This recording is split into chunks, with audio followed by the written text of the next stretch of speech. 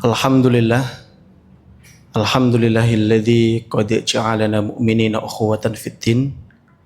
Asyhadu an la ilaha illallah wa asyhadu anna Muhammadan 'abduhu wa rasuluh. La nabiyya wa la rasulahu ba'dah. Allahumma la ilma lana illa ma 'allamtana warzuqna fahma. Allahumma inna nas'aluka 'ilman nafi'an wa rizqan thayyiban wa 'amalan mutaqabbalan. Amin. Amma ba'du. Ma'asyiral muslimin, Bapak Ibu hadirin jamaah rahimani wa rahimakumullah. Mari yang pertama kembali kita aturkan rasa syukur alhamdulillahirabbil alamin atas hal baik yang Allah titipkan kepada kita, wabil khusus kenikmatan iman Islam, sehat sempat, dan hal-hal yang tentunya tidak akan pernah mampu kita hitung. Dan yang paling penting, semoga apa yang kita lakukan pada kesempatan Maghrib kali ini bisa menjadi salah satu di antara bukti syukur kula lan panjenengan sami atas nikmatipun Allah Subhanahu wa taala, dan semoga Allah Subhanahu wa taala memberikan keberkahan atas segala ikhtiar kita untuk menikmati, mensyukuri atas nikmat Allah Subhanahu wa taala. Amin. Salawat dan salam semoga senantiasa terhaturkan kehadiran junjungan kita Rasulullah Muhammad sallallahu alaihi wasallam, keluarga, sahabat, tabi'in, atba'ut tabi'in, dan seluruh umatnya yang senantiasa istiqomah. Dan semoga kita termasuk di antara umatnya Rasulullah yang insya Allah nanti di yaumul akhir kita bisa mendapatkan syafaatnya. Amin ya rabbal alamin. Bapak Ibu hadirin hadirat rahimakumullah, pripun kabaripun, sehat? Alhamdulillah. Kita pada malam hari ini sampun dugi tanggal 3 Dzulhijjah. Ya, setelah maghrib ini sudah masuk tanggal 3 Dzulhijjah. Monggo kula lan panjenengan sami sareng-sareng memperbanyak amal soleh, memperbanyak segala bentuk kebaikan, karena kata Nabi tidak ada amalan yang lebih baik yang dilakukan lebih baik daripada hari itu. Yang dimaksud hari itu adalah 10 hari awal bulan Dzulhijjah. Ya, maka kaedahipun ketika Allah itu mencintai sesuatu keadaan, maka sesuatu apapun yang dilakukan di keadaan itu menjadi afdol. Ya, maka menawi panjenengan biasanipun infak ten masjid di bulan-bulan biasa 5.000, maka di Dzulhijjah juga 5.000, tapi kefadilahannya tentu berbeda. Ya. Maka Bapak Ibu rahimakumullah, kita pada kesempatan malam hari ini akan melanjutkan pembahasan yang sudah kita mulai di bulan lalu tentang masalah menghidupkan atau menjadikan ibadah sholat kita lebih bernyawa, lebih bermakna, dan lebih memiliki nilai di hadapan Allah Subhanahu wa taala dengan cara kita untuk mentadaburi bacaan-bacaan sholat. Ya, di bulan lalu kita sudah memulai dengan konsep berdirinya kita di dalam sholat dan ditambah dengan nilai takbiratul ihram di dalam sholat. Maka setelah itu kita akan melanjutkan di tadabbur bacaan doa iftitah. Ya, ada juga para ulama yang menyebutnya dengan doa istiftah. Ya, dua-duanya boleh, penyebutannya hanya berbeda saja. Ada yang menyebut iftitah, ada yang menyebut istiftah. Nah, Bapak Ibu rahimani wa rahimakumullah, ada beberapa doa iftitah yang disyariatkan oleh Rasulullah Muhammad SAW. Nanti kita coba sampaikan 3 macam doa iftitah dengan segala bentuk tadaburnya, karena kita memang memerlukan tadabur bacaan doa iftitah itu supaya setiap daripada apa yang kita baca di doa iftitah memiliki rasa dan makna. Mboten namung dibaca tapi juga tahu maksud daripada doa-doa yang kita baca. Ingkang sepindah doa ingkang panjenengan mayoritas mungkin baca, yaitu doa riwayat muttafaqun alaihi Bukhari Muslim yang kita biasanya baca dengan awalan Allahumma ba'id baini. Ya, ada yang pakai doa ini? Kata sing boten pakai niki nggih enten? Enten. Sing boten donga iftitah nggih enten? Tetap sah mboten salate? Tetap sah. Kadang niku ketemu jamaah napa bibar pengaosan ngoten niku napa tanglet ngeten. Ustaz, wingi niku enten ustaz niku ngimami mboten enten iftitahe. Kula niku dugi griya baleni salate. Ya padahal iftitah niku sunnah. Ya. Nah, coba Bapak Ibu kita mentadaburi doa iftitah dari riwayat muttafaqun alaih ini, ya. Di dalam doa iftitah itu terkandung 3 permintaan. Ya, terkandung 3 permintaan yang ketiganya itu berbicara tentang masalah khotoya ya. Ya. Kaidahipun apa? Coba kita bahas satu persatu nggih. Yang pertama, di dalam doa iftitah riwayat muttafaqun alaih itu dimulai dengan permintaan kita kepada Allah, Allahumma ya Allah ba'id baini. Ya, jauhkanlah antara aku wa baina khotoyaya dan dosa-dosa.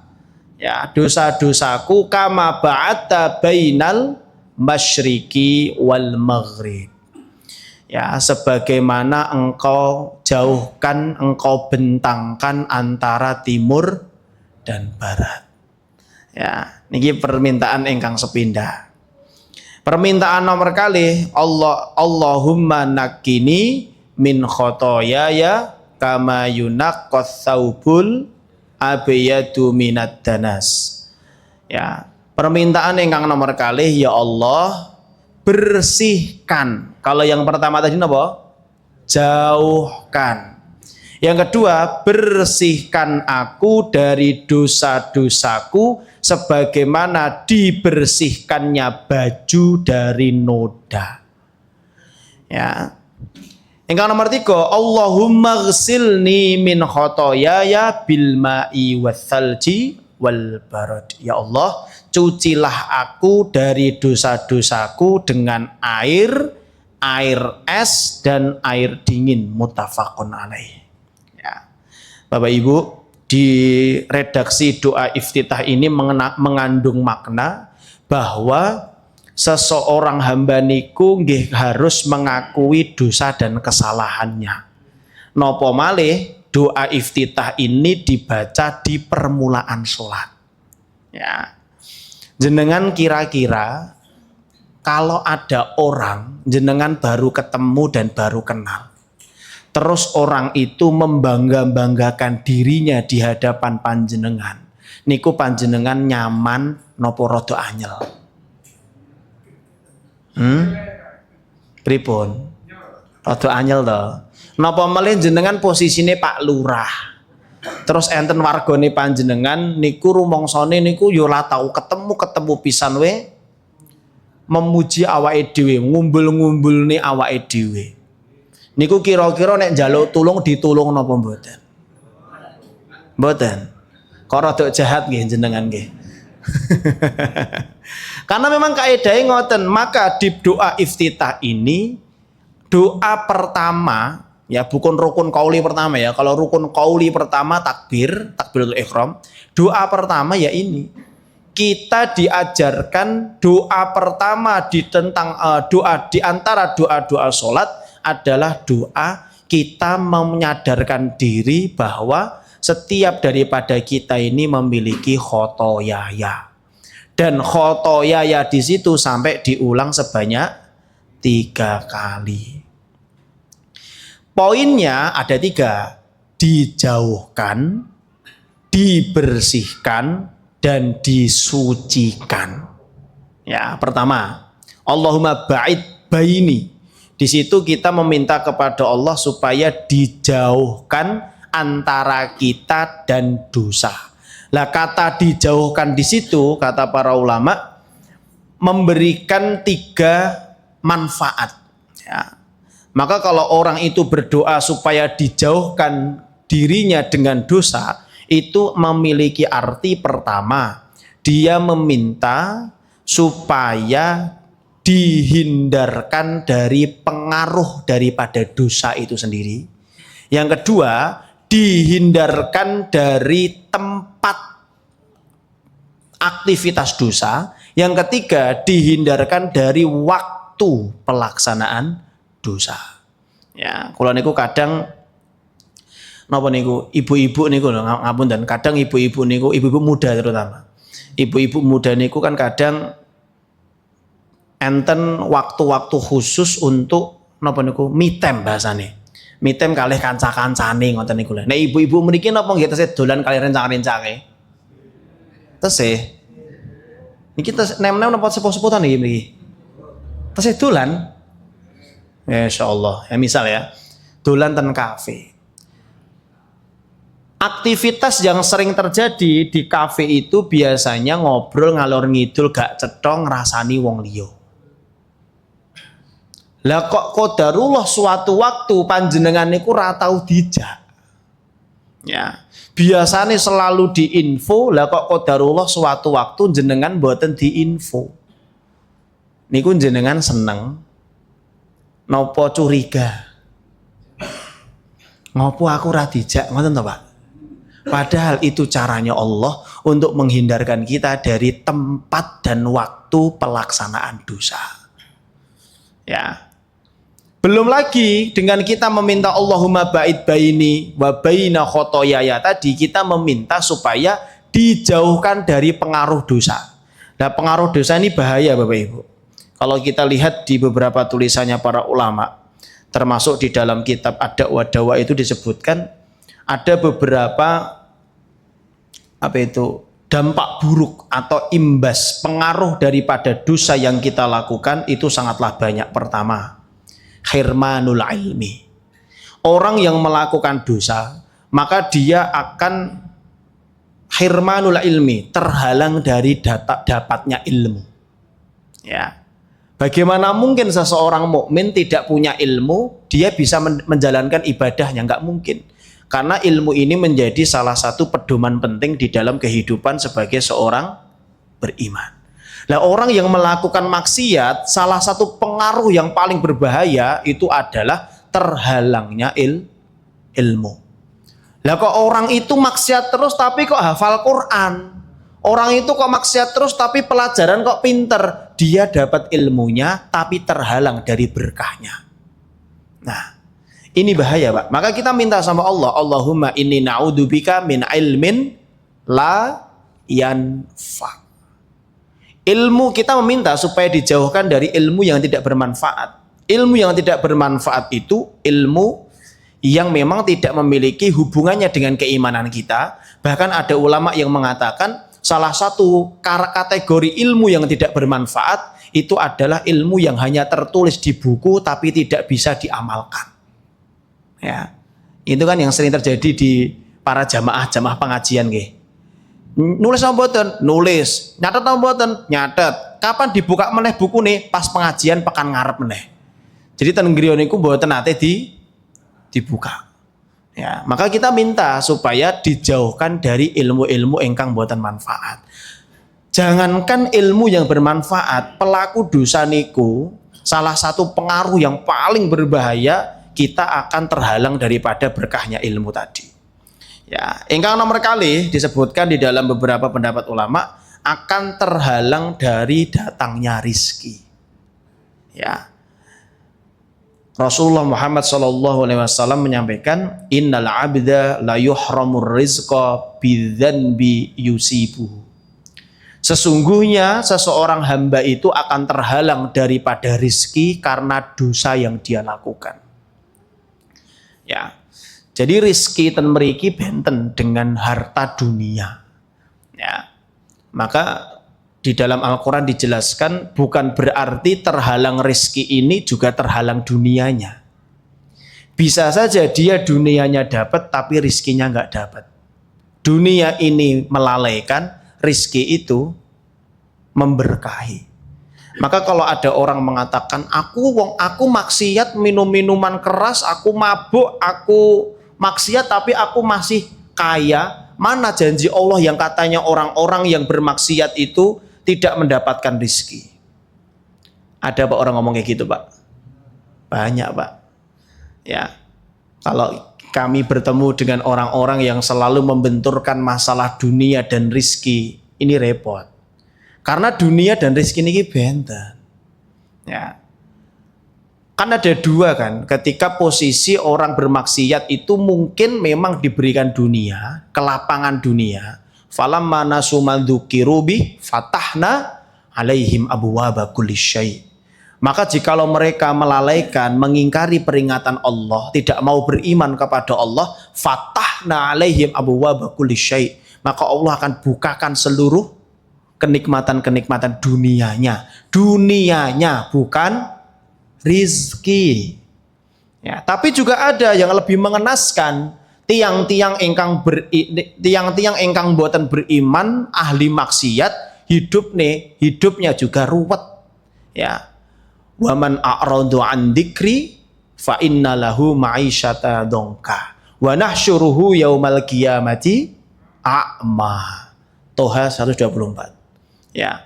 Orang-orang yang mengingkari, melupakan peringatan Allah Subhanahu wa taala, ya, hidupnya akan Allah sempitkan dan dia juga akan dibangkitkan dalam keadaan buta.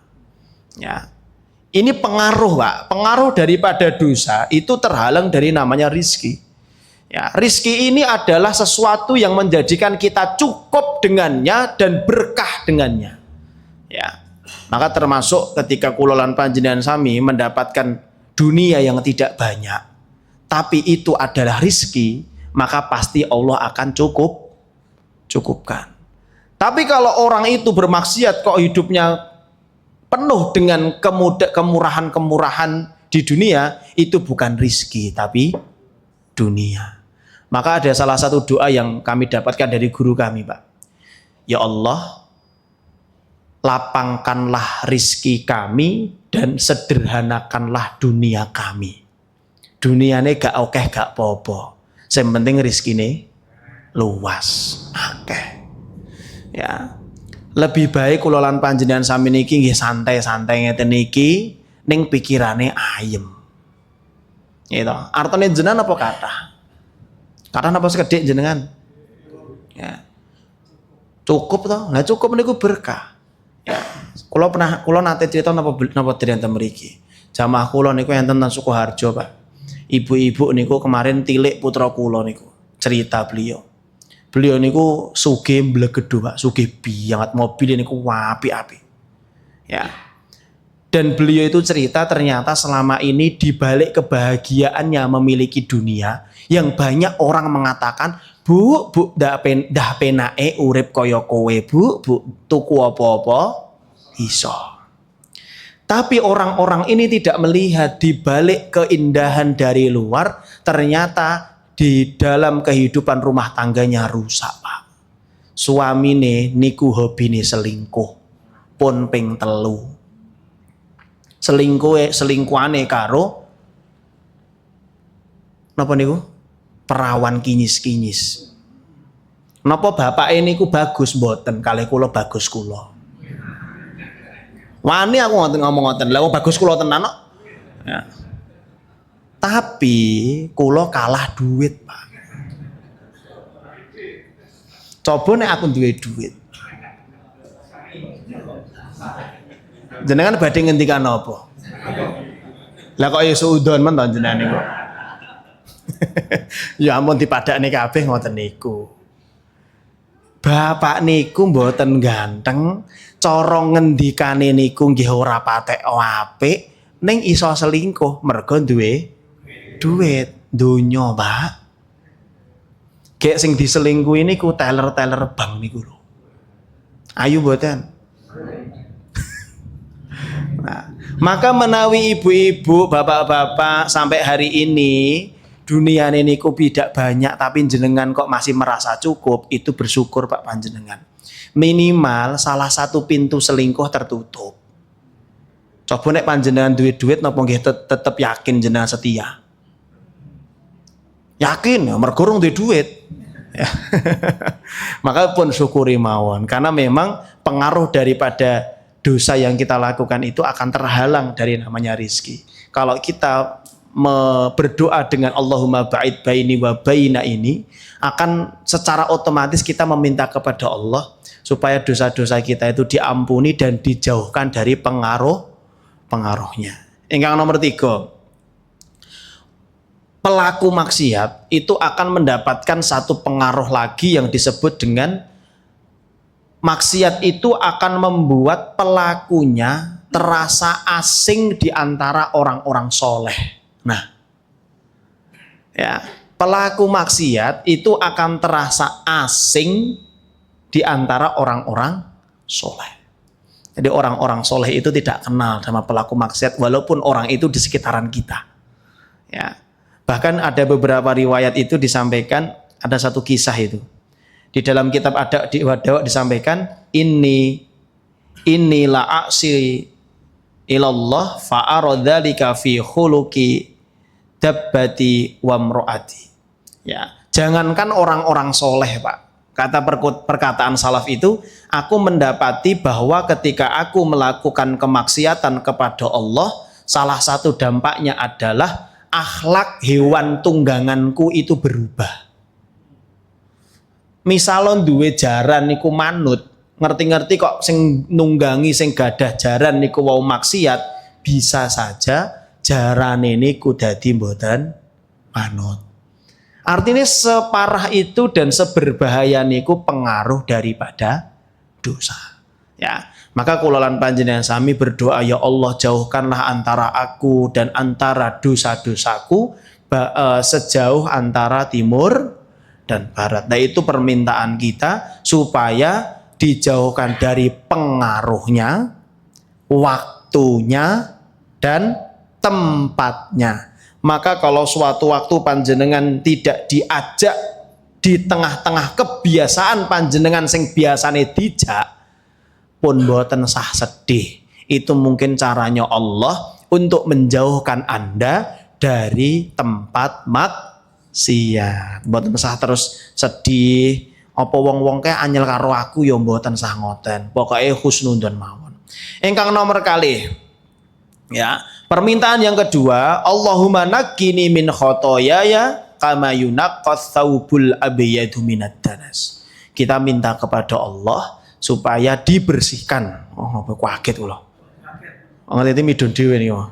Ya, supaya dibersihkan. Ya. Tidak hanya dijauhkan, tapi segala dosa yang sudah terlewat dibersihkan. Ya. Ternyata kandungan doa Allahumma naqqini itu tidak hanya dibersihkan, tapi juga dihilangkan dan juga dimaafkan. Ya, jadi kita meminta doa iftitah itu dengan perasaan serius gitu loh. Tidak hanya terlewat begitu saja. Karena doa iftitah yang versi pertama ini betul-betul kita merendahkan diri, mengakui kita ini pelaku dosa, maka pentingnya kita untuk meminta supaya dibersihkan diri kita dari dosa sebagaimana ya tersucikannya atau terbersihkannya noda dari baju. Ya, dari baju. Misal panjenengan gadah pakaian putih, Pak. Ya, kemudian terkena noda teh napa kopi. Niku jenengan direndem tok ngoten ilang napa mboten? Mboten to?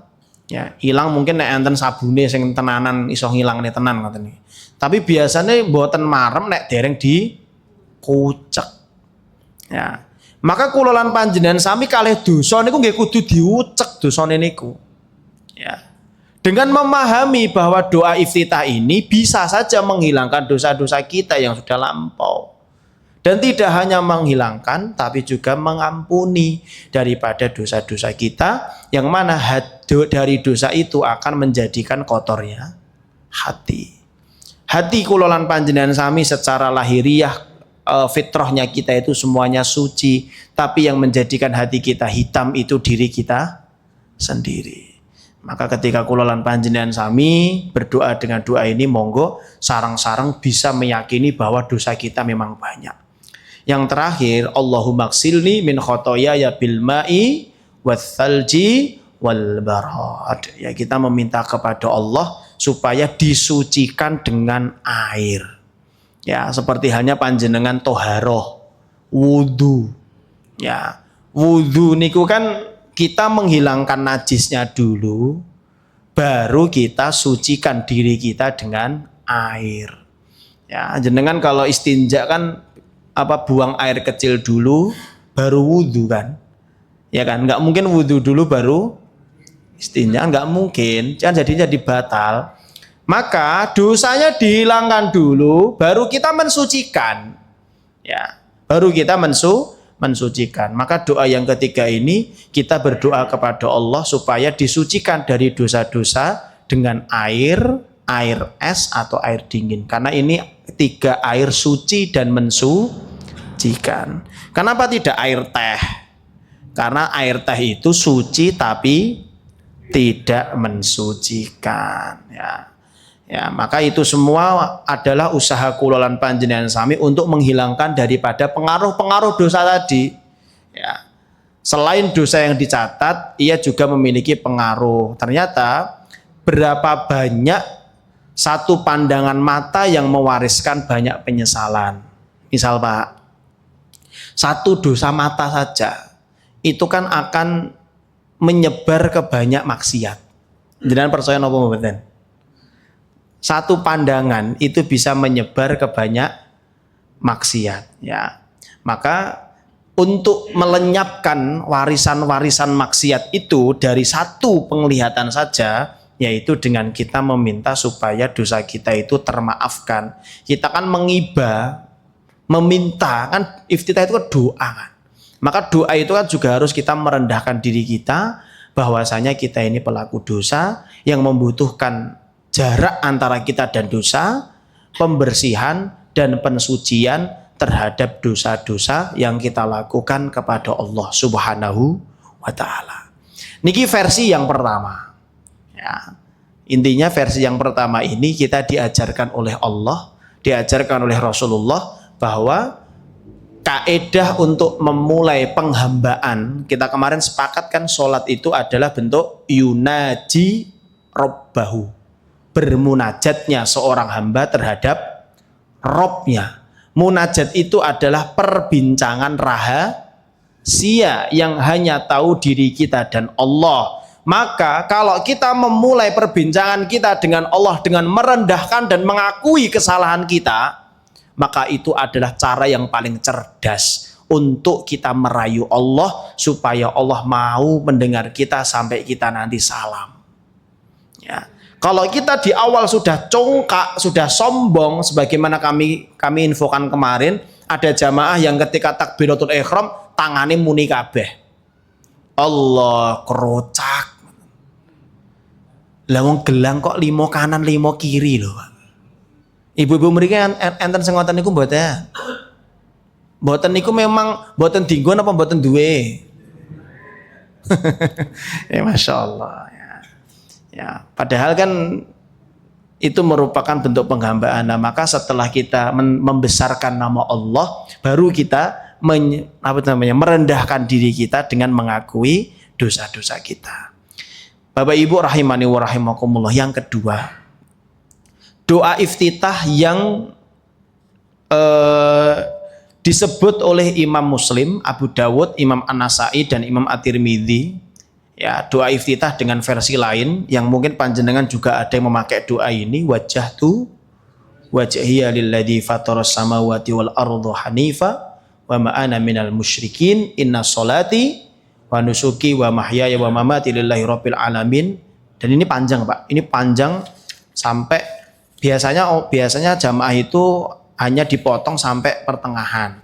Tapi kalau kita sampai akhir itu nanti ada kata-kata labbaika wa sa'daika wal khairu kulluhu fi yadaika wasyarru laisa ilaika ana bika wa ilaika tabarakta wa ta'alaita astaghfiruka wa atubu ilaik. Ya, ini doa yang panjang, tapi kita coba tetap tadaburi.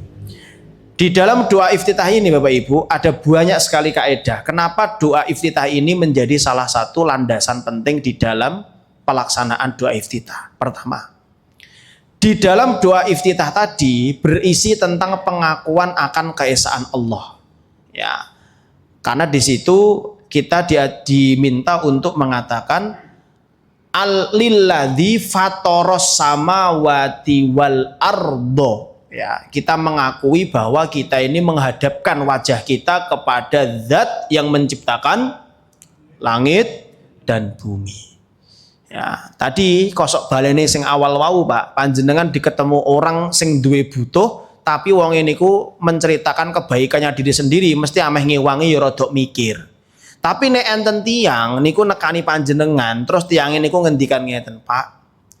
Panjenengan niku wonge wis Masya Allah soleh, baik hati, ganteng. Wis pokoknya muji panjenengan, terus wonge niku tibake jilih hutang. Niku jenengan paringi mboten? Mboten. Ya memang jatre util berarti. Ya, tapi secara hati manusia niku luweh seneng di elu-elu atau lebih seneng melihat orang mengeluh-ngeluhkan diri sendiri. Secara hati manusia niku luweh seneng dilulu, Pak, tapi nggak boleh dilulu gitu loh. Yang boleh ditinggikan namanya adalah hanyalah Allah, dipuji. Maksudnya ini sebuah permisalan saja. Kalau kita dipuji itu kan pasti kita memiliki rasa bahagia. Walaupun secara kaidah Rasulullah itu pernah memberikan satu kaidah, kalau kalian dipuji maka taburkanlah di wajah orang yang memuji pasir. Jenengan enten sing nate nglakoni ngoten niku. Secara hadis itu ada beberapa pendapat. Yang pertama dimaknai seperti halnya konteks hadis, disawur tenan. Yang kedua, memiliki makna kenapa kok di situ Rasulullah menganalogikan disawur pasir? Karena manusia itu hakikatnya rendah, tidak boleh untuk ditinggikan.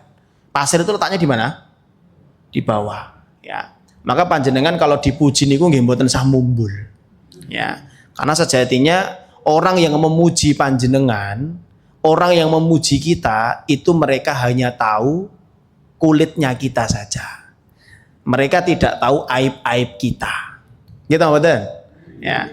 Kira-kira nek wong-wong sing muji panjenengan niku ngerti aibe panjenengan, gila napa mboten? Gila. Tibake sing tak lem-lem ndek emben, tibake akhlake kaya ngono. Nah. Ya, mboten sah seneng dipuji, tapi nggih mboten sah seneng memuji, karena nek wong niku seneng memuji, ya itu termasuk juga membunuh akhiratnya. Ya. Rasulullah itu kan pernah mendengar sahabat itu memuji sholat sahabat lain dengan ungkapan, jadi ada dua orang yang berbincang di belakang Nabi, yang mana dua sahabat niku membicarakan keindahan sholatnya sahabat. Masya Allah sholatnya itu kok baik sekali ya, luar biasa khusyuk sekali ya. Rasulullah mendengar itu, Rasulullah balik badan bilang, wahai sahabatku, janganlah engkau sampaikan pujianmu itu kepada orang yang kamu puji, karena sesungguhnya kamu membunuh akhiratnya. Ya, maka jangan sekali-kali memuji saudara kita di dalam perkara ibadahnya, mboten sah dipuji.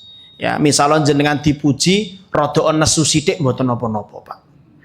Ya, rada digalaki sithik mboten napa-napa. Karena nggih panjenengan mboten ngertos to kula lan panjenengan sami. Mungkin ten mriku panjenengan gur meneng, tapi ning pas ameh turu, apa to ndek mau salatku apik to ngoten niku. Karena ibadah itu kan innamal a'malu binniyat dan innamal a'malu bil khawatim. Ibadah itu kan tidak hanya dari awalnya saja niatnya, tapi juga dilihat sebagus apa penutupan daripada ibadah itu.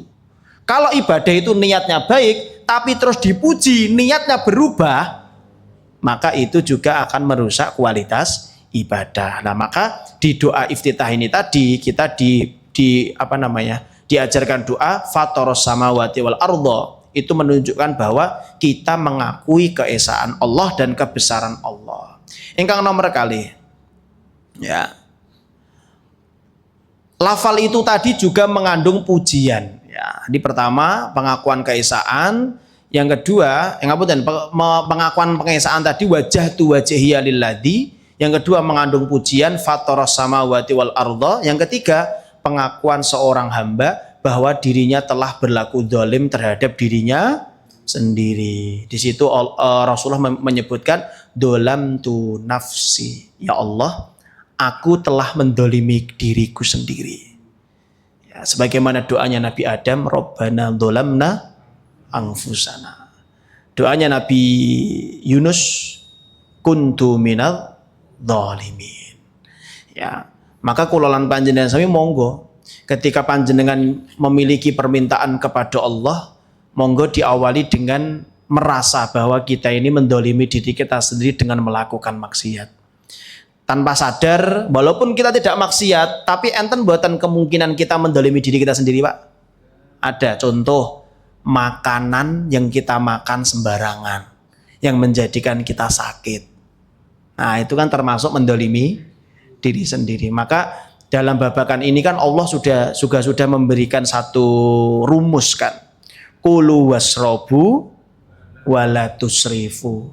Babakan makanan yang masuk ke dalam diri kita itu sebenarnya apapun yang halal boleh dimakan. Sing penting mboten kakean, berlebihan. Yang menjadikan darah tinggi niku napa daging kambing, Pak. Secara medis daging kambing itu sehat dan menyehatkan. Tapi sing gawe darah tinggi niku napa? Kecape kakean dibakar mangane akeh. Ya. Jenengan sing ngoten niku napa sing jarang nyate? Sing jarang nyate niku mboten seneng nyate napa memang mboten ya. Nangke insyaallah sebentar lagi akan nyate. Ya, insyaallah. Sing mboten doyan sate nggih rasakan saja penyiksaan diri Anda. Ya. Enek wong ora seneng daging dienggo sate. Nah niku nek pas Idul Adha kan ya ngenes tenan to. Ya ngenes tenan. Nah, maka kita harus mengakui bahwa diri kita ini adalah seseorang yang dolim. Ingkang nomor 3, nomor sekawan. Di dalam doa tadi ada ungkapan ya, Allahumma antal maliku la ilaha illa anta. Ya Allah, engkaulah Raja, tidak ada ilah yang berada disembah kecuali engkau. Anta Rabbi wa ana abduka. Engkau adalah Tuhanku dan aku adalah seorang hamba. Di situ para ulama memberikan satu pengertian bahwa kata anta Rabbi wa ana abduka itu merupakan kesempurnaan kedudukan ubudiyah. Kita memahami bahwa kita ini seorang hamba dan kita berusaha untuk memiliki sifat iftikor. Iftikor niku memiliki rasa butuh kepada Allah. Ya ampun kaya Fir'aun. Nek Fir'aun niku kan mboten rumangsa butuh apa-apa iso dilakoni dhewe. Akhirnya dia mengaku Tuhan. Ya, maka di dalam beberapa pembahasan itu disampaikan Allah Subhanahu wa taala atau ilah, hamba atau apa namanya? Tuhan itu kan memiliki dua hal yang harus diberikan kepada hambanya. Yang pertama, menerima ibadah. Yang kedua, mengabulkan doa. Itu tugasnya Allah, bukan tugasnya kita. Kalau tugasnya hamba niku nggih kalih ngibadah dan doa. Ngoten nggih. Maka termasuk ubudiyah kita sebagai seorang hamba itu nggih ngibadah niku wau. Tapi kita ibadah itu tentu landasannya karena iftikor, kita masih butuh Allah. Ya, bukan karena kita ibadah merasa isin wae nek aku ra salat dikira napa niku mboten sae ngoten tok, tapi memang kita salat itu membutuhkan Allah. Ya, sifat iftikor. Yang kelima, yang terakhir, adanya jam pinten toh? 41 ya. Yang kelima, doa iftitah tadi ditutup dengan istighfar. Ya, wa ta'alaita astaghfiruka wa atubu ilaik. Ya, artinya memang kalimat itu ditutup dengan istighfar. Kembali lagi Rasulullah mengajarkan doa iftitah yang ada hubungannya dengan dosa. Ya, sekali lagi kalau kita memulai sesuatu dengan baik, maka atau sesuatu dengan merendahkan diri kita di hadapan Allah, Allah juga akan berkenan untuk memberikan kekhusyuan di dalam doa-doa iftitah kita. Doa iftitah yang terakhir, yang ketiga. Nah, doa iftitah yang ketiga ini para ulama mayoritas mengatakan doa iftitah ini adalah doa iftitah yang Rasulullah baca di sholat tahajudnya. Jenenge sholat tahajud doa iftitahnya napa Pak? Sami. Nah, niki enten doa khusus ya yang dipanjatkan oleh Rasulullah ketika di sholat malam.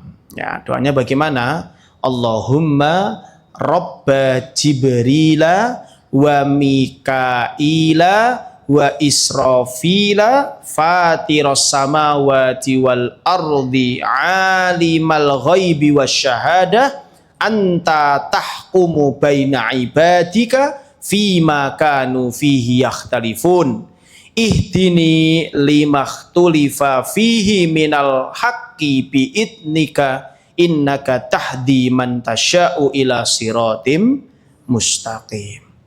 Ya, wahai Allah, wahai Tuhannya Jibril, Mikail, Israfil, wahai zat yang menciptakan langit dan bumi, zat yang mengetahui yang gaib dan yang tampak. Engkau memutuskan di antara hamba-hambamu dalam hal yang mereka perselisihkan.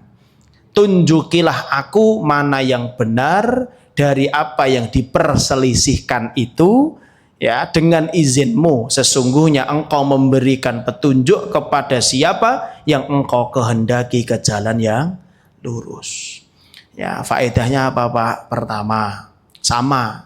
Doa iftitah ini sama dengan doa iftitah yang kedua tadi, menggabungkan atau mengandung antara rububiyah Allah dan uluhiyah Allah.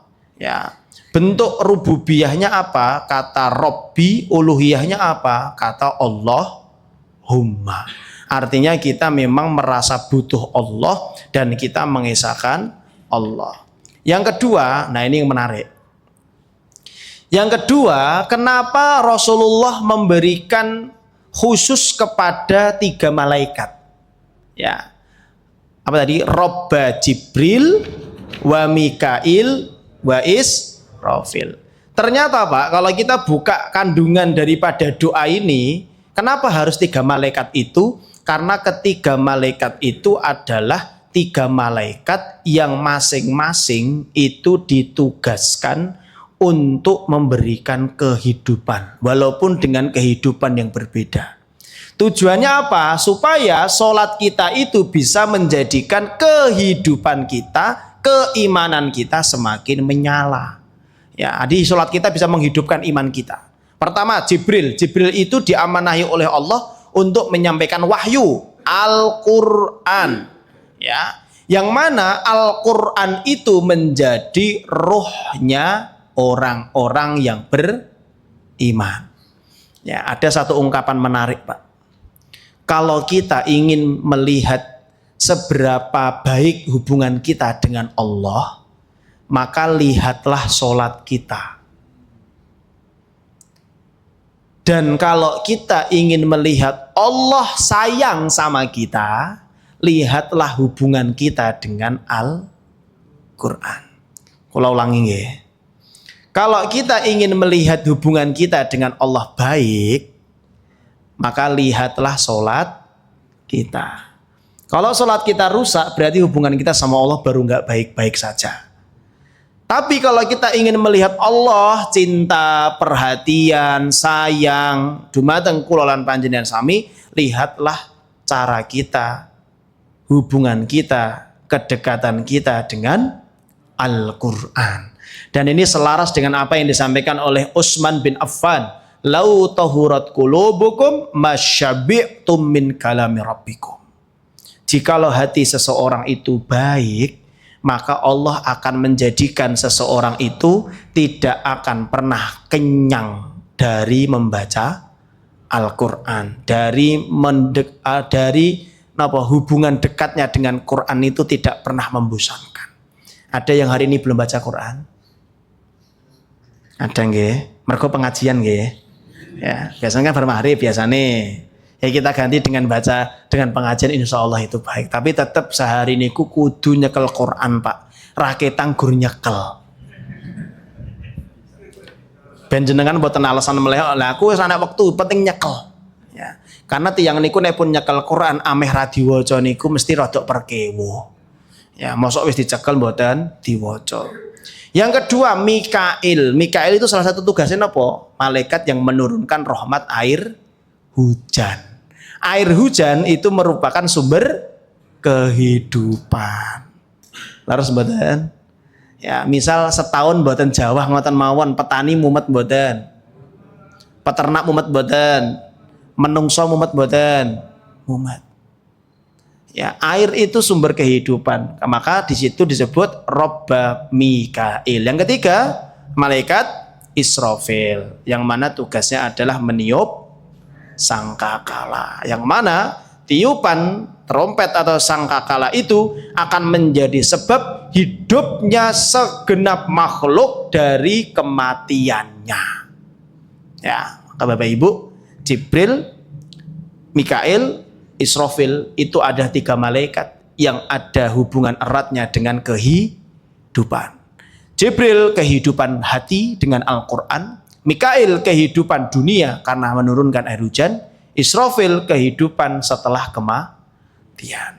Ya, maka ini mengajarkan kepada kita Bapak Ibu bahwasanya kalau Rasulullah mengajarkan doa ini disebutkan malaikat-malaikat yang ada hubungannya dengan kehidupan, maka kita berharap dari doa iftitah ini dengan menjadikan sholat kita lebih bermakna, bisa menjadikan sholat kita lebih menjadikan kita bisa lebih menjadikan sholat kita hidup dan lebih bermakna lagi, dan bisa merubah akhlak sifat kita yang tidak baik menjadi baik. Yang ketiga, doa iftitah tadi disebutkan. Apa tuh niki tangan kula nembe rada owah niki. Ya, maka niki wau jane kula meh izin tapi niki panitia niki tak jempute wae tat ya wis. Nek numpak motor mboten saged. Ya, biasa cah lanang kakean polah. Ya. Ya. Kakean polah. Ya. Nah, di doa tadi disampaikan ihdini limahtulifa fihi minal haqqi biidnika. Ya Allah, tunjukilah aku dari segala perselisihan manusia dan tunjukilah kepada yang paling benar. Maka poin yang ketiga di sini, doa tadi menunjukkan bahwa setiap daripada masalah manusia niku mesti enten perselisihan.